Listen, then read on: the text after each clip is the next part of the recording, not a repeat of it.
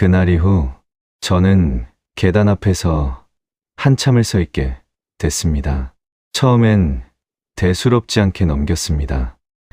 다들 나이 들면 그런 줄 알았습니다.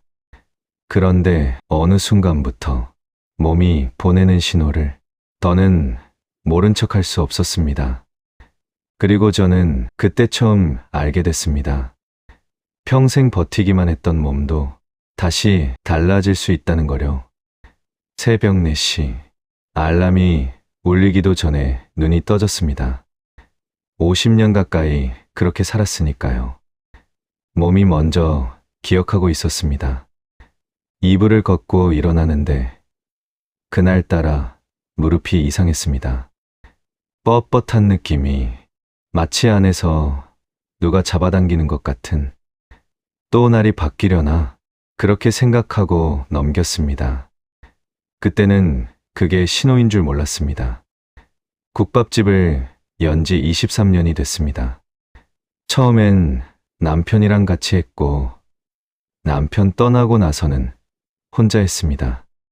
새벽에 일어나 시장을 가고 재료 손질하고 국 끓이고 손님 받고 설거지하고 청소하고, 그게 하루였습니다. 쉬는 날이 없었습니다. 쉬면 손님이 끊길 것 같았고 손님이 끊기면 살 수가 없었습니다. 그래서 아파도 열었습니다. 비가 와도 열고 몸이 무거워도 열었습니다. 시장 가는 길은 계단이 3개 있었습니다. 평생 아무렇지 않게 오르내리던 계단이었는데 그날은 짐을 들고 내려오다가 순간 왼쪽 무릎에 힘이 빠졌습니다. 휘청하다가 한쪽 손이 난간을 잡았습니다. 짐은 다행히 안 떨어졌습니다. 뒤에서 오던 아주머니가 봤는지 괜찮아요? 하고 물었습니다. 네, 괜찮아요. 미끄러웠나 봐요. 웃으며 말했습니다. 아무 일도 아닌 척 그냥 발을 헛디딘 거라고 생각했습니다. 점심 장사가 끝나고 잠깐 의자에 앉았습니다. 다리가 퉁퉁 불어 있었습니다. 오래 서 있으면 늘 그랬으니까요. 대수롭지 않았습니다. 잠깐 쉬자 싶어 앉아 있다가 손님이 들어오는 소리에 일어나려는데 무릎이 펴지지 않았습니다. 그냥 안 펴지는 게 아니었습니다. 억지로 펴려고 하면 안에서 뭔가 걸리는 느낌. 순간 표정이 굳었습니다. 하지만 손님은 이미 들어오고 있었습니다. 손으로 허벅지를 짚고 일어났습니다. 어서 오세요. 웃으며 인사했습니다. 밤이 됐습니다. 발목부터 무릎까지 욱신거렸습니다. 서랍에서 파스를 꺼냈습니다. 냄새가 독한 파스는 예전부터 항상 있었습니다. 종아리에 붙이고 무릎 옆에도 붙이고 누웠는데 잠이 안 왔습니다. 다리가 점점 불편했습니다. 비 오려나? 그날 밤 저는 그렇게 생각했습니다. 무릎이 쑤시면 비 온다는 말 어릴 때부터 들었으니까요. 몸이 고장나고 있다는 생각은 하지 않았습니다. 그냥 나이 탓이려니 했습니다. 60이면 이 정도는 다들 그런 거라고. 다음 날도 새벽 4시에 눈이 떠졌습니다. 무릎이 어제보다 더 뻣뻣했습니다. 벽을 짚고 일어났습니다. 오늘도 해야지. 그렇게 하루가 시작됐습니다. 그때는 몰랐습니다. 이게 시작이라는 걸. 그 무렵부터였습니다. 아침마다 무릎이 굳어 있었습니다. 자고 일어나면 바로 걸을 수가 없었습니다. 처음엔 한 5분, 조금 지나니 10분, 벽을 짚고 천천히 움직이다 보면 그제야 조금씩 풀렸습니다. 자고 나면 굳나 보다. 그렇게 생각했습니다. 나이 들면 다 그런 거라고. 주변에 물어보지도 않았습니다. 괜히 물어봤다가 병원 가라는 소리 들을 것 같아서. 어느 날 아침이었습니다. 이불에서 일어나려는데 무릎이 완전히 굳어 있었습니다. 억지로 일어서려다 그냥 침대 끝에 한참 앉아 있었습니다. 손으로 무릎을 주무르고 천천히 구부렸다 폈다 반복했습니다. 15분이 지나서야 겨우 섰습니다. 오늘 날씨가 안 좋은가? 또 날씨 탓을 했습니다. 손목도 이상해진 건 그때쯤이었습니다. 점심 준비 때 국밥 냄비를 들다가 손목 안쪽이 찌릿했습니다. 뜨거운 것도 아니었습니다. 그냥 무게를 드는데 저렸습니다. 냄비를 내려놓고 손을 털었습니다. 잠깐 지나면 괜찮아졌습니다. 하지만 그날부터 냄비 들 때마다 신경이 쓰였습니다. 무겁게 들지 말자. 나도 모르게 몸이 조심해지기 시작했습니다. 손가락 마디도 뻣뻣해졌습니다. 아침에 일어나서 주먹을 쥐어보면 잘 안 쥐어졌습니다. 억지로 쥐면 마디마디가 뻐근했습니다. 설거지 물을 뜨겁게 쓰면 그나마 나았습니다. 그래서 뜨거운 물에 손을 오래 담갔습니다. 이게 뭐지? 처음으로 좀 이상하다 싶었습니다. 무릎은 오래 서 있어서 그렇다 쳐도 손가락까지 이러면 이건 그냥 피로가 아닌가 싶었습니다. 하지만 병원 갈 생각은 여전히 없었습니다. 단골 손님 중에 간호사 출신 아주머니가 있었습니다. 일주일에 두세 번 오는 분이었습니다. 그날도 국밥 드시다가 제가 무릎 주무르는 걸 보셨나 봅니다. 사장님, 무릎 많이 안 좋아요? 물으셨습니다. 아이고, 별거 아니에요. 오래 서 있으니까 그렇죠. 웃으며 말했습니다. 그냥 두지 말고 병원 한번 가보세요. 요즘은 일찍 잡으면 괜찮아요. 걱정스럽게 말씀하셨습니다. 다들 이렇게 살아요. 저는 그렇게 대답했습니다. 지금 생각하면 참 어리석었습니다. 다들 이렇게 살아요. 그 말이 얼마나 많은 걸 미루게 했는지 모릅니다. 그 겨울은 유난히 춥고 비가 많았습니다. 비 오는 날이면 어김없이 무릎이 더 쑤셨습니다. 자다가 통증으로 깨는 날도 생겼습니다. 새벽 2시쯤 무릎이 깊은 데서부터 옥신거렸습니다. 파스를 새로 붙이고 누웠지만 잠이 잘 안 왔습니다. 천장을 보며 생각했습니다. 이게 왜 이러지? 그래도 아침이 되면 또 일어났습니다. 벽 짚고 일어나서 뻣뻣한 무릎 주무르면서 국밥 끓이러 나갔습니다. 몸은 이미 계속 신호를 보내고 있었습니다. 저는 계속 못 본 척했습니다. 그때는 그게 버티는 거라고 생각했습니다. 지금은 압니다. 그건 버티는 게 아니었습니다. 그냥 모른 척한 거였습니다. 그날도 비가 왔습니다. 아침부터 추적추적 내리는 비였습니다. 시장 가는 길에 우산을 썼습니다. 한 손엔 우산, 한 손엔 장바구니. 그게 문제였습니다. 시장 안쪽 계단은 3개짜리 짧은 계단이었습니다. 평생 수백 번은 오르내린 곳이었습니다. 그날도 아무 생각 없이 내려오고 있었습니다. 재료를 가득 담은 장바구니를 들고 첫 번째 계단, 두 번째 계단, 세 번째 계단을 내려오는 순간이었습니다. 왼쪽 무릎에서 힘이 완전히 빠졌습니다. 그냥 툭 아무 예고도 없이 몸이 옆으로 기울었습니다. 장바구니가 손에서 놓쳤습니다. 감자며 대파며 전부 계단에 쏟아졌습니다. 저는 계단 옆 난간을 간신히 잡고 주저앉았습니다. 주변에 있던 분들이 달려왔습니다. 어머나, 괜찮아요? 많이 다쳤어요? 두 분이 양쪽을 부축해 주셨습니다. 저는 창피했습니다. 아프다는 생각보다 창피하다는 생각이 먼저 들었습니다. 아이고, 미끄러웠나 봐요. 괜찮아요. 괜찮아. 웃으며 말했습니다. 하지만 일어서려는데 무릎에 힘이 들어가지 않았습니다.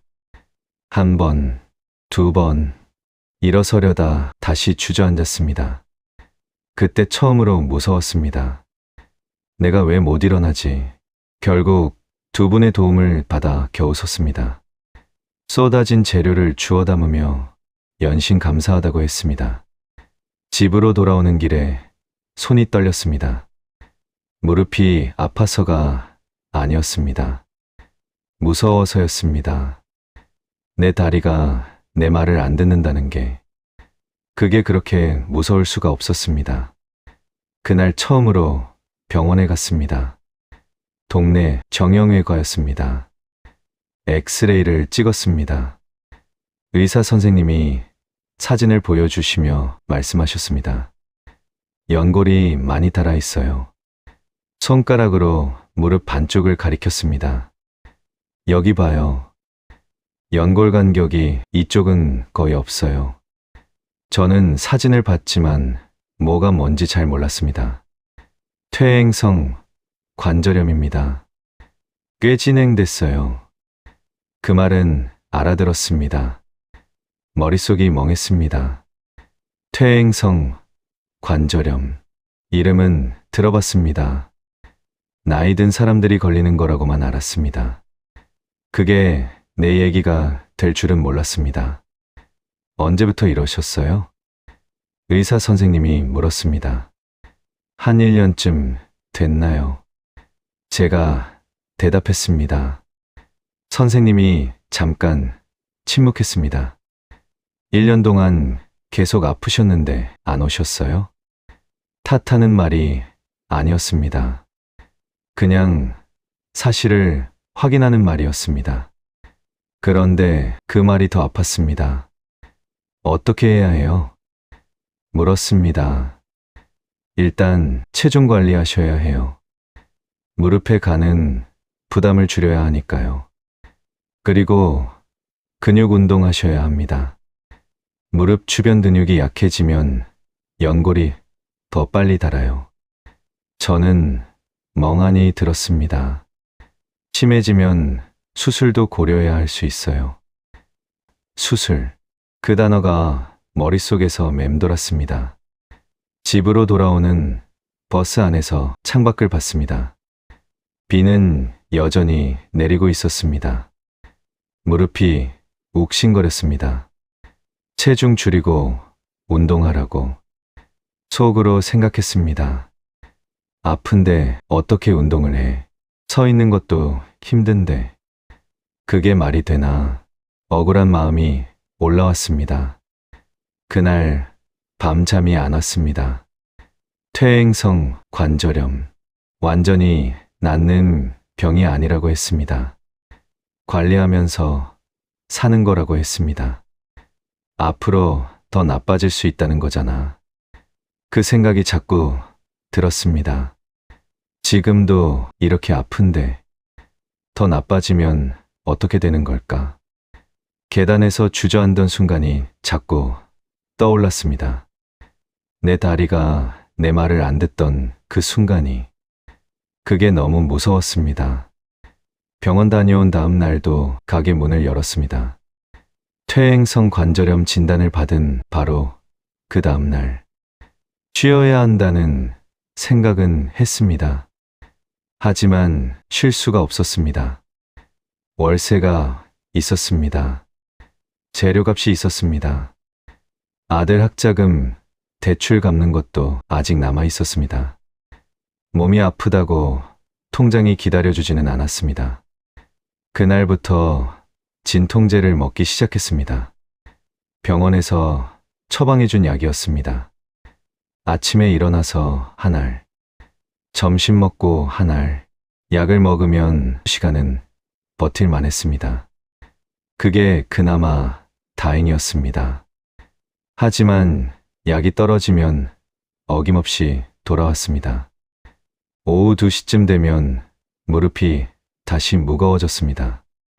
손님 없는 틈에 카운터 의자에 앉아 무릎을 주물렀습니다. 손바닥으로 꾹꾹 누르면 잠깐은 나았습니다. 그것도 잠깐이었습니다. 손님이 들어오면 일어나야 했습니다. 앉아있다 일어날 때마다 표정이 굳었습니다. 무릎이 펴지면서 안에서 뭔가 걸리는 느낌. 그 순간만큼은 표정 관리가 안 됐습니다. 손님이 눈치채지 못하도록 빠르게 웃음으로 덮었습니다. 어서 오세요. 목소리는 여전히 밝게 냈습니다. 뒤쪽 주방에 있을 때는 숨겼습니다. 국자 들고 서 있다가 무릎이 쑤시면 잠깐 싱크대에 기댔습니다. 아무도 없을 때는 낮게 신음이 나왔습니다. 손님이 있을 때는 꾹 참았습니다. 20년 넘게 그렇게 살았으니 참는 건 익숙했습니다. 그게 문제였는지도 모릅니다. 저녁 장사가 끝나고 청소를 마치면 8시가 넘었습니다. 집에 돌아오면 다리가 통나무처럼 무거웠습니다.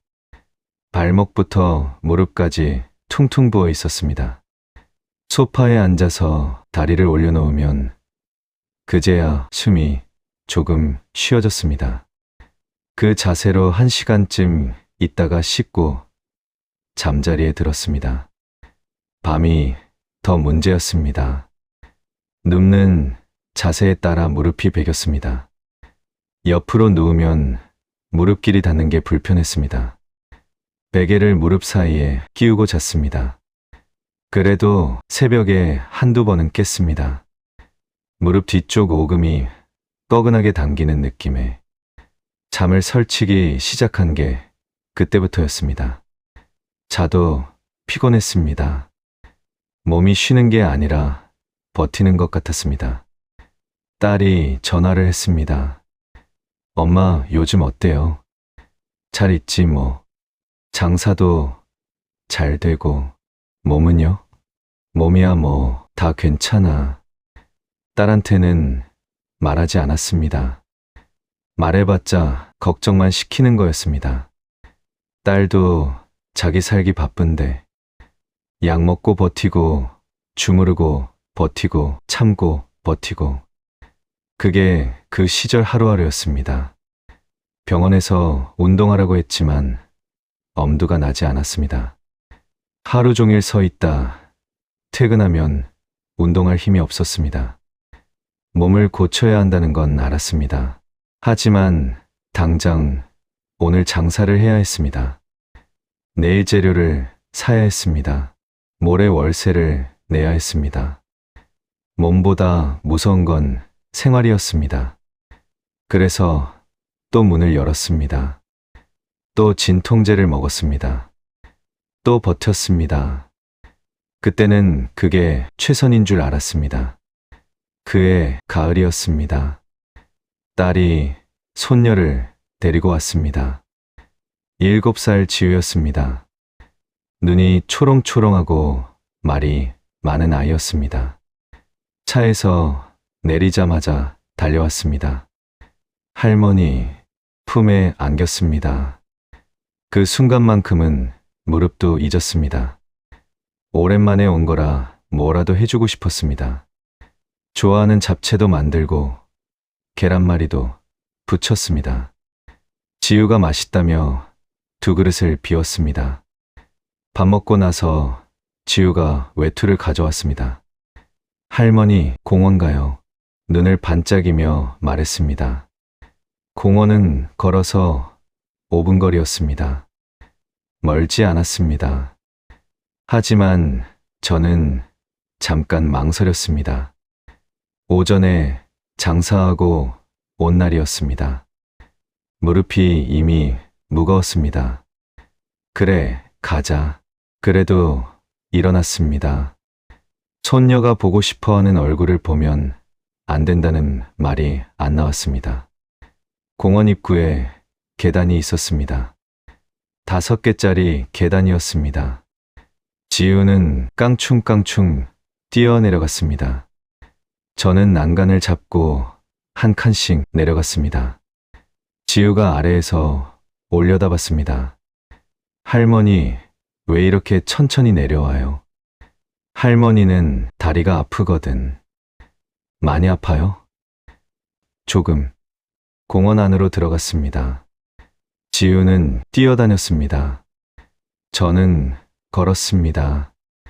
얼마 걷지 않아 무릎이 당겼습니다. 벤치가 보였습니다. 지우야, 할머니 여기 앉아 있을게. 뛰어놀아. 벤치에 앉았습니다. 지우는 혼자 뛰어다녔습니다. 잔디밭을 달리고 비둘기를 쫓고 나무짚을 주웠습니다. 저는 그걸 벤치에서 바라봤습니다. 할머니, 같이 와요. 지우가 손짓했습니다. 할머니는 여기 있을게. 지우 혼자 해봐. 웃으며 손을 흔들었습니다. 지우는 잠깐 저를 보더니 다시 뛰어갔습니다. 저는 그 뒷모습을 봤습니다. 같이 뛰어주고 싶었습니다. 손잡고 걷고 싶었습니다. 나무집 같이 주워서 누가 더 많이 모으나 해보고 싶었습니다. 하지만 일어나면 무릎이 아팠습니다. 그냥 앉아 있었습니다. 집으로 돌아오는 길이었습니다. 지우가 제 손을 잡고 걸었습니다.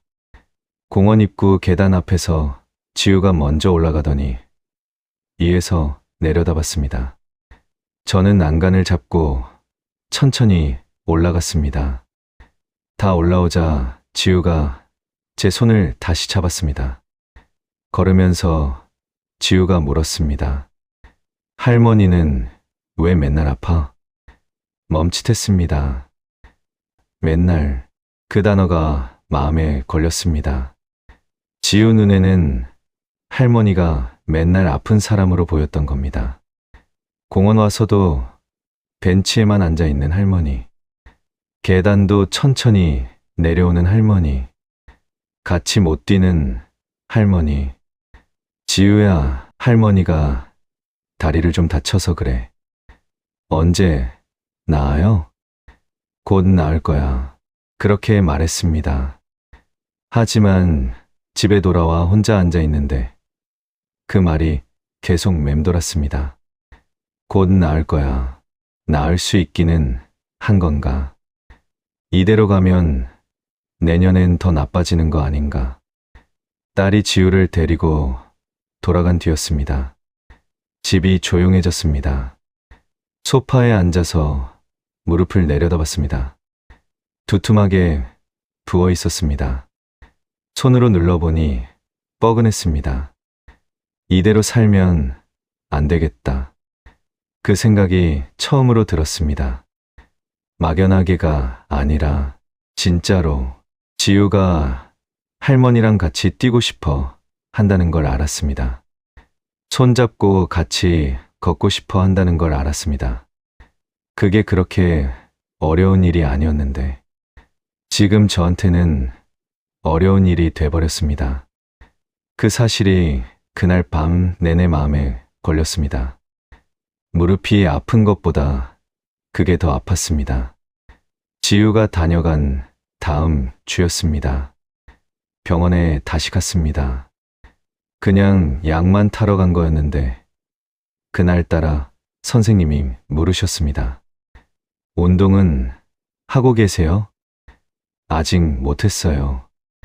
솔직하게 말했습니다. 선생님이 잠깐 저를 보셨습니다. 운동 안 하시면 계속 나빠져요. 부드러운 말이었지만 단호했습니다. 아픈데 어떻게 운동해요? 제가 말했습니다. 선생님이 고개를 끄덕이셨습니다. 다들 그렇게 생각하세요. 근데 관절염은 안 움직이면 더 굳어요. 근육이 빠지면 연골에 부담이 더 가고요. 움직여야 덜 아파요? 네, 많이 움직이라는 게 아니에요. 올바르게 움직여야 한다는 거예요. 그날 선생님이 운동 교육을 해주셨습니다. 처음 배운 건 다리 들기였습니다. 바닥에 누워서 한쪽 다리를 쭉 편 채로 드는 동작이었습니다. 허벅지 앞쪽 근육을 쓰는 운동이라고 했습니다. 허벅지 근육이 무릎을 잡아줘요. 이 근육이 약해지면 무릎이 더 빨리 망가져요. 선생님 말을 들으며 누워서 다리를 들었습니다. 5번, 5번째에 허벅지가 떨렸습니다. 이게 이렇게 힘드네요. 제가 말하자 선생님이 웃으셨습니다. 그만큼 근육이 빠진 거예요. 꾸준히 하셔야 해요. 집에 돌아와서 해봤습니다.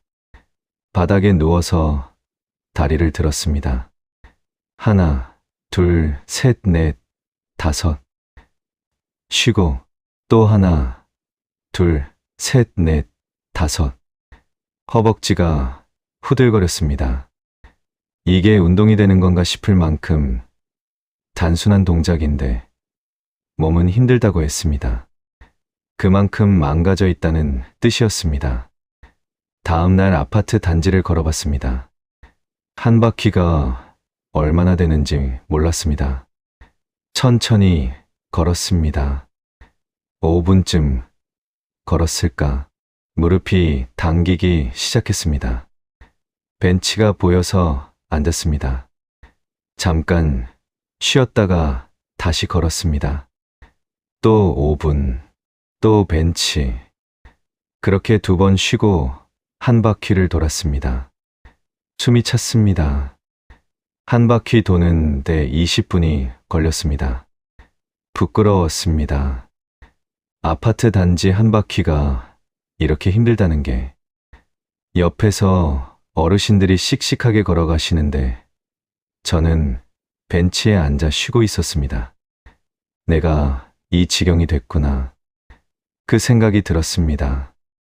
병원에서 실내 자전거도 권했습니다.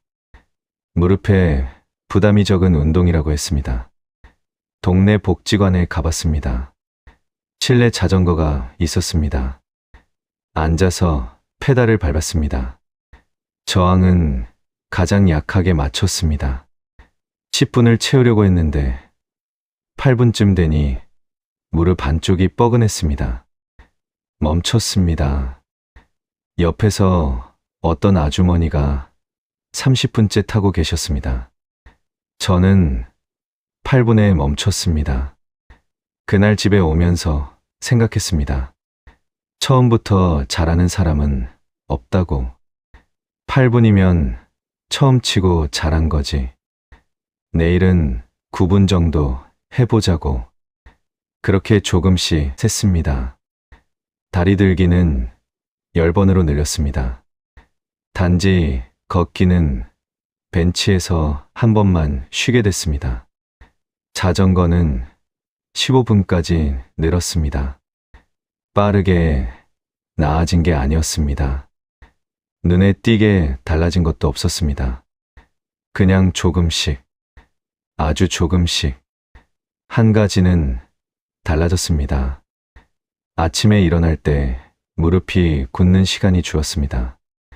예전엔 15분은 기다려야 했는데 운동 시작하고 한 달쯤 지나니 10분이 됐습니다. 작은 변화였습니다. 하지만 저한테는 큰 변화였습니다. 움직이면 달라지는구나. 그 생각이 처음으로 들었습니다. 선생님이 수영도 좋다고 하셨습니다. 물속에서는 무게가 줄어들어서 관절에 부담이 적다고. 아직 수영은 못 갔습니다. 하지만 가보려고 생각하고 있습니다. 예전엔 그런 생각조차 안 했습니다. 운동이라는 게 내 세계 안에 없었으니까요. 움직여야 덜 아프다는 걸. 그걸 지금에야 처음 알았습니다. 너무 늦게 안 거라고 생각했습니다.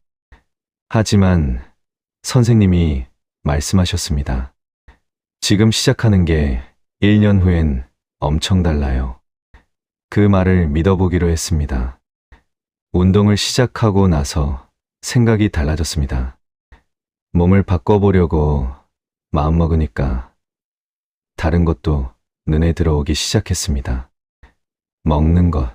국밥집을 20년 넘게 했으면서 정작 제 밥상은 엉망이었습니다. 하루 세 끼를 제대로 챙겨 먹은 적이 없었습니다. 아침은 장사 준비하다 보면 그냥 넘겼습니다. 점심은 손님 빠진 틈에 남은 국밥 한 그릇. 저녁은 퇴근하고 피곤해서 대충 먹거나 야식을 먹었습니다. 라면이 많았습니다. 짜게 먹는 습관도 있었습니다. 국물을 늘 많이 먹었습니다. 국밥집을 하니까 국물이 항상 있었고 그걸 습관처럼 마셨습니다. 병원에서 체중 얘기를 꺼낸 게 계속 마음에 걸렸습니다. 1kg이 줄면 무릎에 가는 부담이 4kg 줄어든다고 했습니다. 그 말이 자꾸 생각났습니다. 몸무게가 무릎을 망가뜨리고 있다는 게. 야식부터 끊었습니다. 퇴근하고 집에 오면 배가 고팠습니다. 습관처럼 라면을 끓이거나 빵을 먹었는데 그걸 끊었습니다. 처음 며칠은 자려고 누우면 배가 고파서 잠이 안 왔습니다. 물을 마셨습니다. 따뜻한 물. 그걸 마시다 보면 어느 순간 잠이 들었습니다. 일주일쯤 지나니 익숙해졌습니다. 국물도 줄였습니다. 국밥집 하면서 국물을 줄인다는 게 웃긴 일이었습니다. 하지만 짠 국물을 매일 먹으면 몸이 붓는다고 했습니다. 붓기가 심해지면 무릎도 더 아팠습니다. 그래서 가게에서 남은 국물은 마시지 않기로 했습니다. 처음엔 자꾸 손이 갔습니다. 20년 습관이 쉽게 안 바뀌었습니다. 그래도 조금씩 줄여나갔습니다. 뭘 먹어야 좋은지 찾아봤습니다. 핸드폰으로 관절에 좋은 음식을 검색했습니다. 고등어, 두부, 브로콜리, 시금치. 생각보다 거창한 게 아니었습니다. 비싼 것도 아니었습니다. 고등어는 원래 좋아했습니다. 그런데 귀찮아서 잘 안 해 먹었습니다. 마트에서 고등어 통조림을 샀습니다. 손질할 필요 없이 간단했습니다. 밥이랑 같이 먹으니 한 끼가 됐습니다. 두부는 찌개 대신 그냥 구워 먹었습니다. 소금 조금만 뿌리고 기름 두르고 구우면 됐습니다. 담백했습니다. 처음엔 심심했는데 먹다 보니 익숙해졌습니다. 브로콜리는 솔직히 별로 안 좋아했습니다. 어떻게 먹어야 맛있는지 몰랐습니다. 그냥 데쳐서 참기름에 묻혔습니다. 나쁘지 않았습니다. 매일 먹으니까 그냥 밥 반찬이 됐습니다. 한 달쯤 지났을 때였습니다. 체중을 쟀습니다. 2kg이 빠졌습니다. 많은 양이 아니었습니다. 하지만 무릎이 조금 가벼운 느낌이 들었습니다. 기분 탓인가 싶었습니다. 그런데 계단 내려올 때 전보다 덜 무서웠습니다. 확실히 달랐습니다. 의사 선생님 말이 맞았습니다. 체중이 줄면 무릎 부담이 줄어든다는 말. 2kg이 별거 아닌 것 같았는데 무릎은 알고 있었습니다. 식습관을 바꾸는 게 운동보다 어려웠습니다. 운동은 시간을 내면 됐습니다. 하지만 먹는 건 하루에 3번이었습니다. 매번 선택해야 했습니다. 매번 참아야 했습니다. 완벽하게 바꾼 건 아니었습니다. 가끔 야식도 먹었습니다. 국물도 가끔 마셨습니다. 그래도 예전보다는 나아졌습니다. 조금씩, 아주 조금씩. 국밥집 하면서 몸에 좋은 걸 먹기 시작한 게 이상하게 느껴질 수도 있습니다. 하지만 저는 그때 처음으로 알았습니다. 남한테는 매일 밥을 챙겨줬으면서 정작 내 밥은 한 번도 제대로 챙긴 적이 없었다는 걸 확인했습니다. 운동도 시작했고 밥도 바꿨습니다. 그런데도 무릎은 여전히 아팠습니다. 좋아지고 있는 건지 아닌 건지 솔직히 잘 몰랐습니다. 그러다 보니 자꾸 다른 걸 찾게 됐습니다. 뭔가 더 있지 않을까? 먹으면 더 빨리 좋아지는 게 있지 않을까? 단골 손님 중에 70대 초반 아주머니가 계셨습니다. 허리가 안 좋으신 분이었는데 어느 날 국밥 드시다가 제 무릎 얘기를 꺼내셨습니다. 사장님, 나 작년에 무릎 엄청 고생했거든요. 그러셨어요? 보스웰리아 먹고 좀 나아졌어. 한번 먹어봐요. 처음 듣는 이름이었습니다. 집에 와서 찾아봤습니다. 보스웰리아. 인도 유향나무에서 추출한 성분이라고 했습니다. 관절 염증을 줄여주는데 도움이 된다고 했습니다. 후기가 많았습니다. 좋다는 사람도 있었고 별 효과 없었다는 사람도 있었습니다. 망설이다가 한 통 주문했습니다. 딸한테 전화가 왔습니다. 엄마, 무릎 어때요? 그냥 그래. 솔직하게 말했더니 딸이 잠깐 말이 없었습니다. 며칠 후에 택배가 왔습니다. 딸이 보낸 거였습니다. MSM이라고 적혀 있었습니다. 메모가 들어 있었습니다. 엄마, 관절에 좋다고 해서 보내요. 꾸준히 먹어요. MSM이 뭔지 몰랐습니다. 찾아봤습니다. 식이유황 성분이라고 했습니다. 연골 구성 성분을 만드는데 관여한다고 했습니다. 염증을 줄이는데도 도움이 된다고 했습니다. 딸이 보내준 거니까 먹어봤습니다. 복지관에서 운동하다가 옆에 앉은 아주머니한테도 얘기를 들었습니다. 초록이 홍합 알아요? 처음 들어요. 뉴질랜드 홍합이에요. 관절에 오메가3가 들어있어서 좋다고 하더라고요. 그 아주머니는 6개월째 먹고 있다고 했습니다. 그렇게 하나씩 알게 됐습니다. 보스웰리아, MSM, 초록이 홍합, 글루코사민은 예전부터 들어봤습니다. 콘드로이친도 있었습니다. 찾으면 찾을수록 많았습니다. 전부 다 먹을 수는 없었습니다. 돈도 문제였고 뭐가 진짜 효과 있는 건지도 몰랐습니다.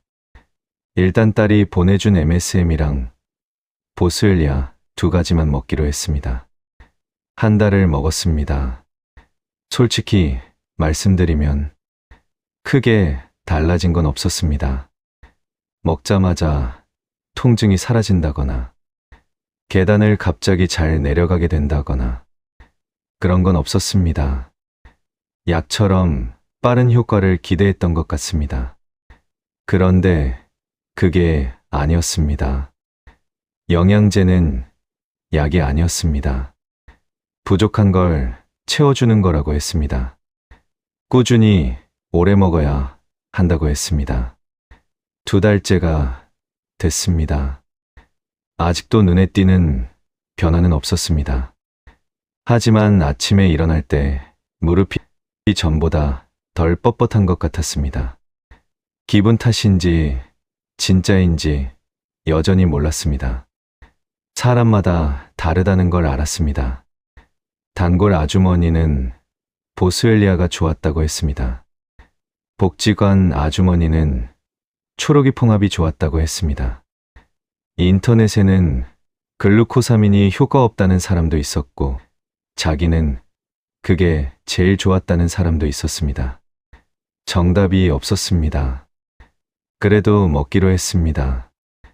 눈에 띄는 효과가 없어도 몸에 부족한 걸 채운다는 생각으로 운동하고 밥 바꾸고 영양제 먹고 그 3가지를 같이 하는 거라고 생각했습니다. 한 가지만으로 되는 게 아니었습니다. 딸한테 전화했습니다. 택배 잘 받았어. 잘 먹고 있어. 효과 있어요? 글쎄, 아직 잘 모르겠어. 그래도 먹고 있어. 딸이 웃었습니다. 꾸준히 먹어요, 엄마. 그래, 좋다는 걸 다 찾아다닌 게 창피한 일은 아니라고 생각합니다. 그만큼 낫고 싶었다는 거니까요. 아프지 않고 싶었다는 거니까요. 손녀랑 같이 뛰고 싶었다는 거니까요. 언제부터였는지 정확히 모르겠습니다. 어느 날 아침에 일어나는데 벽을 짚지 않았습니다. 그냥 일어났습니다. 별것 아닌 것 같지만 저한테는 별것이었습니다. 몇 달 만에 처음이었습니다. 무릎이 완전히 나은 건 아니었습니다. 여전히 뻣뻣했습니다.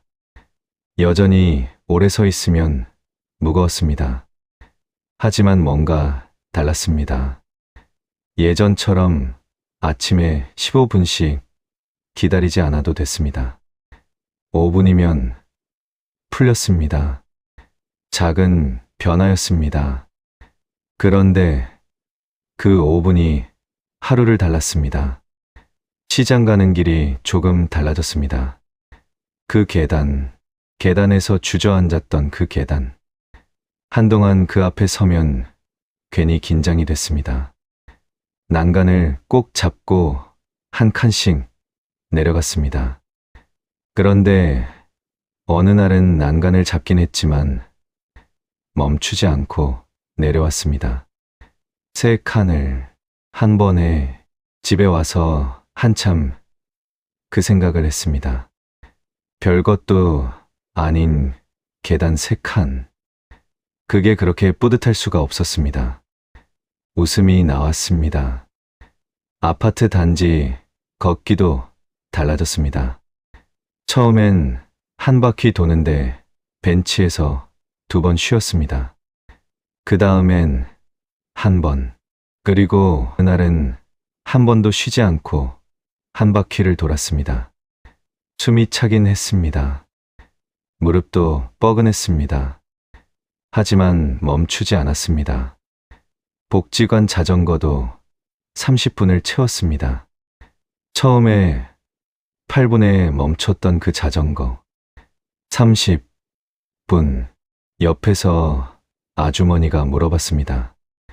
많이 좋아지셨나 봐요? 조금요. 웃으며 대답했습니다. 조금. 그 조금이 얼마나 오래 걸렸는지는 저만 알았습니다. 가게에서도 달라진 게 있었습니다. 점심 장사 끝나고 의자에서 일어날 때 예전엔 표정이 굳었습니다. 무릎이 펴지면서 걸리는 느낌 때문에. 그런데 어느 날부터 그 느낌이 줄었습니다. 완전히 없어진 건 아니었습니다. 하지만 전보다 덜했습니다. 손님한테 웃으며 일어날 수 있었습니다. 억지 웃음이 아니라 그냥 웃음으로. 딸한테 전화가 왔습니다. 엄마, 요즘 어때요? 좀 나아진 것 같아. 진짜요? 딸 목소리가 올라갔습니다. 아직 멀었어.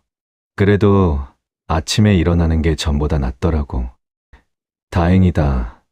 엄마, 운동 계속해요. 하고 있어. 밤에 잠을 설치는 날이 줄었습니다. 예전엔 새벽에 한두 번은 꼭 깼습니다. 무릎 뒤쪽이 당기는 느낌에.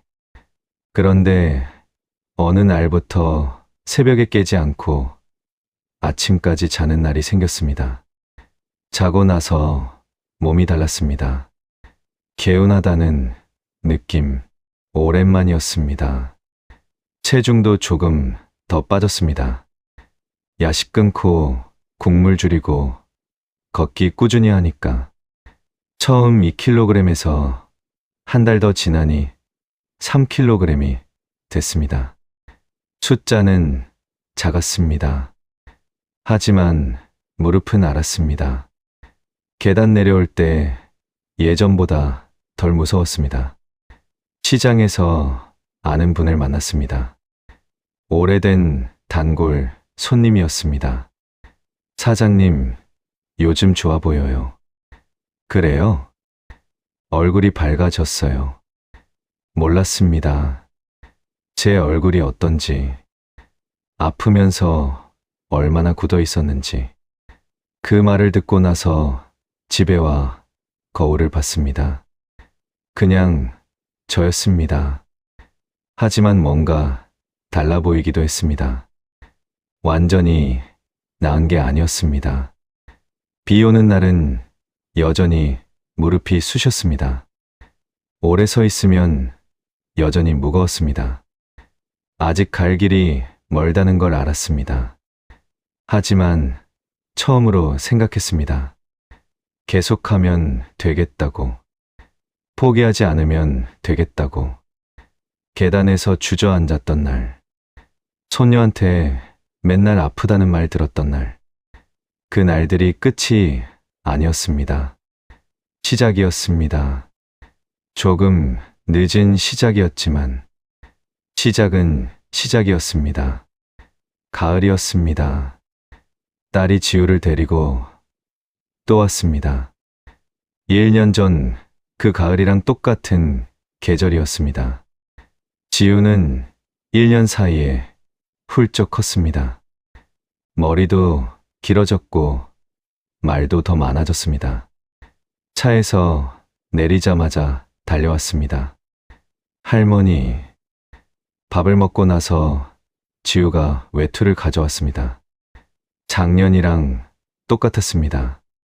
할머니, 공원 가요. 눈을 반짝이며 말했습니다. 저는 일어났습니다. 작년처럼 망설이지 않았습니다. 그래, 가자. 공원 입구 계단 앞에 섰습니다. 5개짜리 계단. 지우는 깡충깡충 뛰어내려갔습니다. 저는 난간을 잡고 내려갔습니다.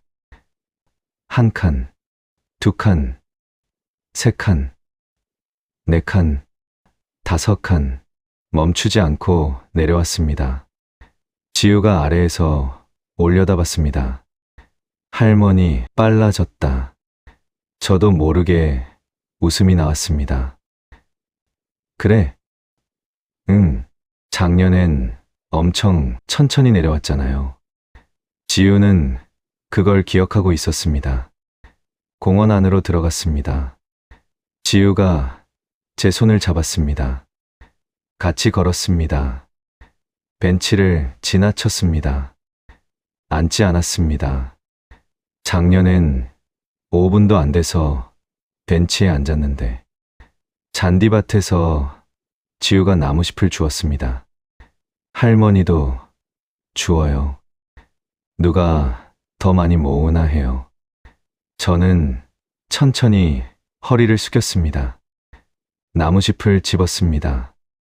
좋아, 해보자.